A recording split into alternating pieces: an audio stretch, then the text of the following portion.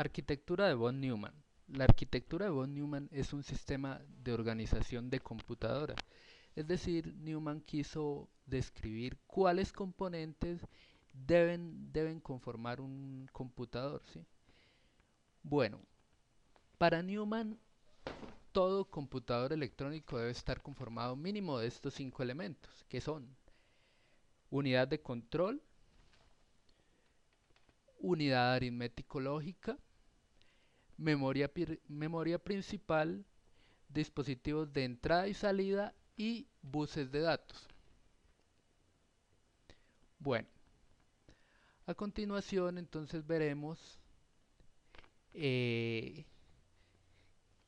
qué significa la unidad de control. Bueno, la unidad de control en la actualidad está integrada dentro del microprocesador junto a la unidad aritmético-lógica, es decir, están dentro del mismo circuito integrado. La unidad de control se encarga de recibir las instrucciones, o sea, de recibir las instrucciones dadas por el usuario a través de los dispositivos de entrada y salida y enviarlas para ser procesadas. O sea, él ya busca qué parte del procesador las va a procesar y le da la orden de que las procese para obtener el resultado deseado. Bueno, la unidad de control está compuesta por varios elementos. Un contador de programa. El contador de programa tiene la dirección de memoria de la siguiente instrucción a ejecutar. También encontramos un registro de instrucción, memoriza la instrucción que se está ejecutando, o sea, el registro de instrucción es el que almacena la instrucción en el momento. Un decodificador, el decodificador interpreta la instrucción que se recibe, es decir, el decodificador es el que traduce la instrucción que se recibe. El reloj indica los tiempos para ejecutar cada instrucción. Entonces, por ejemplo, la velocidad de reloj del procesador se mide en gigahertz, ¿sí? Actualmente tenemos procesadores con velocidad de reloj 2.8 GHz, 3 GHz, hasta 3.4 GHz. Por último, la unidad de control también tiene una parte que se llama secuenciador, ¿sí? Entonces, el secuenciador envía órdenes que permiten realizar una instrucción paso a paso.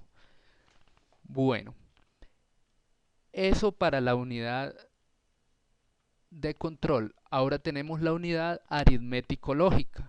La unidad aritmético-lógica, como lo podemos ver en el gráfico, está compuesta de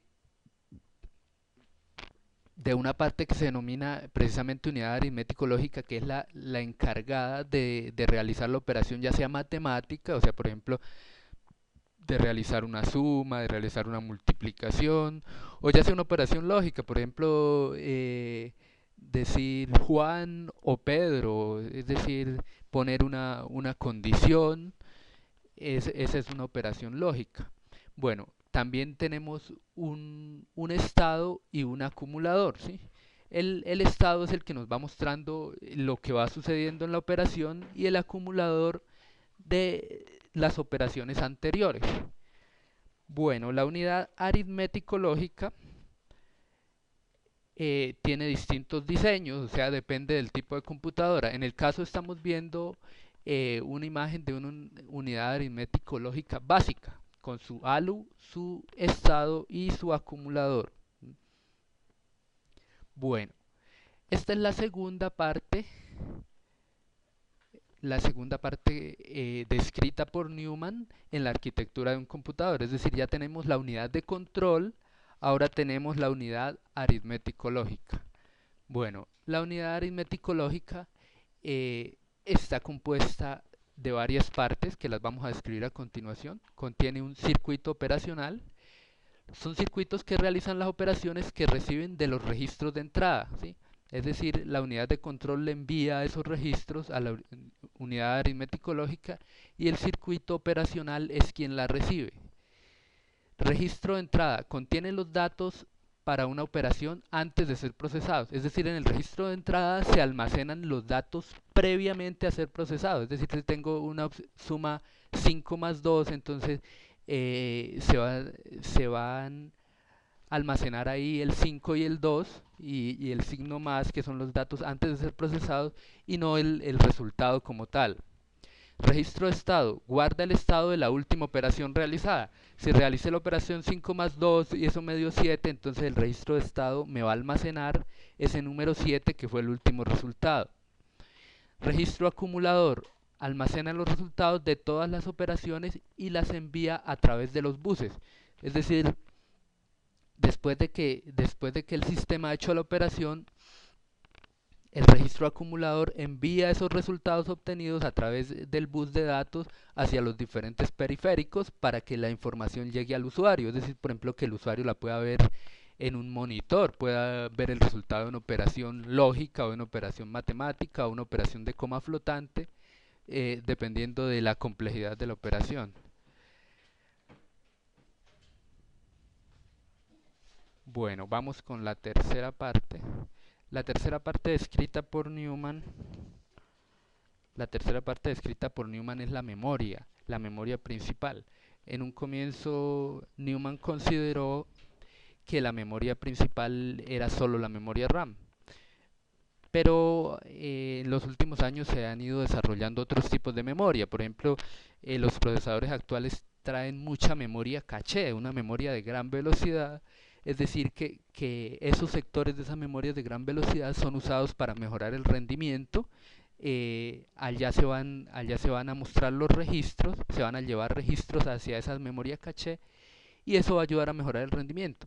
También se ha utilizado memoria caché a través del disco duro, que a pesar de que es más lenta, se usa para guardar sitios favoritos en el computador y no tener que volver a acceder a ellos, ¿sí? Bueno, la memoria contiene un registro de direcciones y un registro de intercambio de memoria. En el registro de direcciones se almacena la dirección en la que se almacenará un dato y en el registro de intercambio de memoria se almacena dicho dato. Bueno, entonces vamos a seguir. Esa es la tercera parte. Ya tenemos unidad de control, unidad aritmético-lógica y memoria principal. La memoria principal puede estar compuesta por la memoria RAM o por algunos tipos de memoria caché.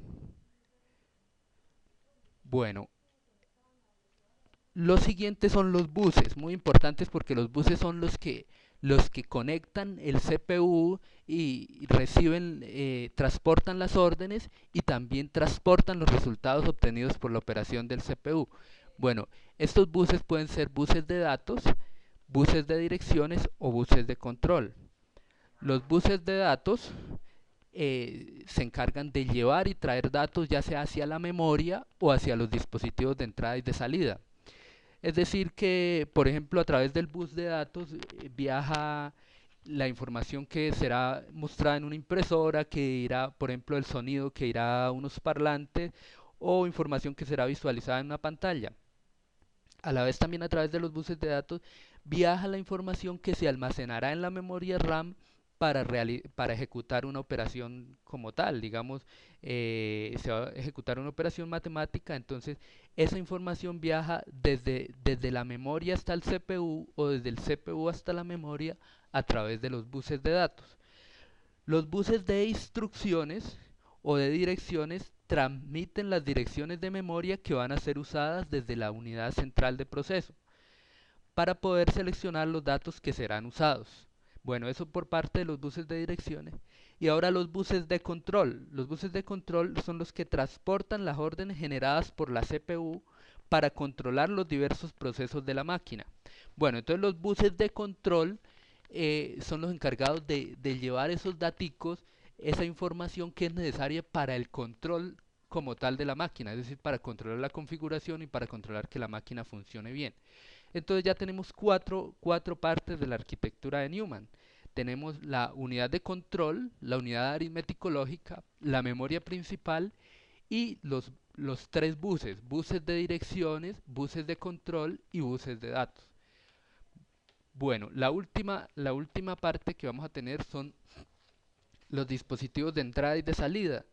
Muy importante los dispositivos de entrada y de salida porque gracias a esos dispositivos es que ese cerebro del computador, como es el CPU, compuesto por la unidad aritmético lógica y la unidad de control, ese cerebro se puede comunicar con el ser humano e interactuar con él a través de los periféricos de entrada y los periféricos de salida.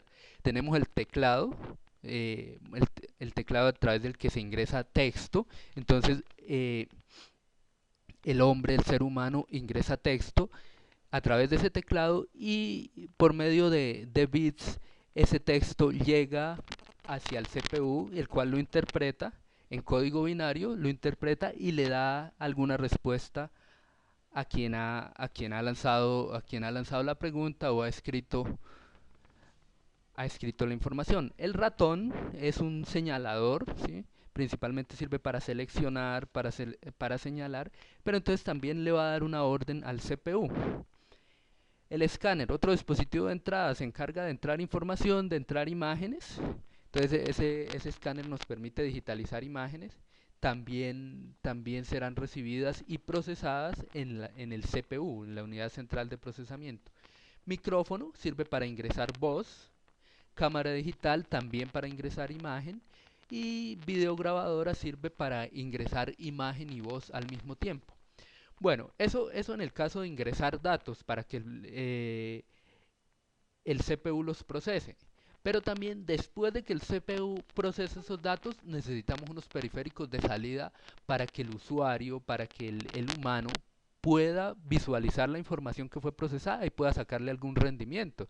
Es decir, sirva de algo el procesamiento. Entonces, para eso tenemos un monitor. El monitor me muestra en pantalla todo, absolutamente todo lo que ese procesador genera, pues obviamente como el sistema operativo lo genera, porque el sistema operativo genera una capa que permite que el usuario no vea todos los procesos que se llevan a cabo, sino únicamente lo estrictamente necesario. Tenemos una impresora que nos sirve para llevar esa información procesada y obtenida, llevarla a papel. Plotter, que actúa más o menos igual que la impresora, pero a gran escala. Y la filmadora que nos permite el trabajo con videos, ¿sí? Bueno, tenemos también el disco duro. El disco duro recibe información ordenada por el procesador, así como el disquete, y la almacena para tenerla ahí, disquete, CD-ROOM, disco duro. Ellos almacenan la información procedente del procesador y se encargan de tenerla ahí por un tiempo determinado, ya sea cuando el usuario la modifique, la borre o que por causas físicas esa información se llegue a perder. O sea, esa información en estos dispositivos no es eterna, pero se trata de almacenar en él por un tiempo en el que sea necesario. Bueno, eso en cuanto a la arquitectura de Newman. Acabamos de ver la arquitectura de Newman.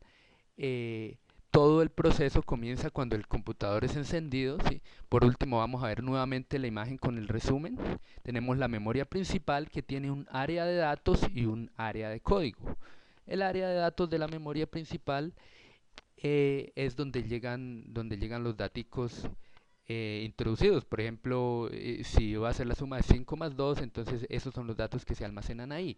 Y el área de código, en el área de código, esa memoria almacena las instrucciones como tal para procesar dichos datos.